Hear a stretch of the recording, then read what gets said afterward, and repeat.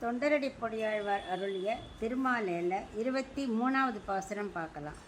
கங்கையிற் புனிதமாய காவிரி நடுவு பாட்டு பொங்கு நீர் பறந்து பாயும் பூம்பொழில் அரங்கந்தன்னுள் எங்கள் மால் இறைவன் ஈசன் கிடந்தோர் கிடக்கை கண்டும் எங்கனம் மறந்து வாழ்கேன் ஏழையேன் ஏழையேனே. இப்போ இதுக்குள்ள அர்த்தம் பார்க்கலாம். சொன்னல போன பாசத்தில் பகவானை பற்றி பேசி முடிக்க முடியாது, புதுசாகவும் பேச முடியாதுன்னு. அப்போ பேசாமல் மறந்துடலாமே அப்படின்னா மறக்க முடியுமா? அவர் தான் எல்லா இடமும் வியாபித்திருக்காரு, உள்ளும் புறமும் இருக்கும்போது எப்படி மறக்க முடியும் அப்படின்னு சொல்கிறார்.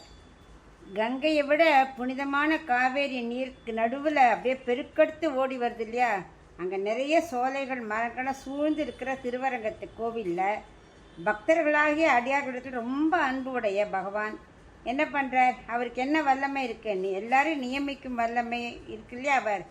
அவர் அங்கே அப்படியே சயனிச்சுன்னு இருக்கார். அந்த அழகு எப்படி இருக்குது? ஒரு ஒப்பற்ற சயனமாக இருக்கும். அதாவது சொல்லியே முடிக்க முடியாத அளவுக்கு அது ஒரு ஒப்பற்ற சயனத்தை இருக்குது. அப்படிப்பட்டவரை ஒரு தடவை சேவிச்சுட்டா போகிறோம். எப்படி மறப்பேன்? எப்படி வாழ்வேன்? அவர் இல்லாமல் பெருமாளை விட்டுட்டு இருக்க முடியுமா? அவரை விட்டுட்டு இருக்கவும் முடியாது, அவரை விட்டு பிரியவும் முடியாது. ஆனால் முழுசாக அனுபவிக்க முடியுமானா அதுவும் முடியலை. ஏழையேன் ஏழையேனே தன்னையே நொந்துக்கிறார். அதாவது ஏழைன்னு எங்கள் பணத்தில் சொல்லலை, பகவானை ஃபுல்லாக அனுபவிக்க முடியல அப்படிங்கிற ஒரு ஆதங்கத்தில் சொல்கிறார்.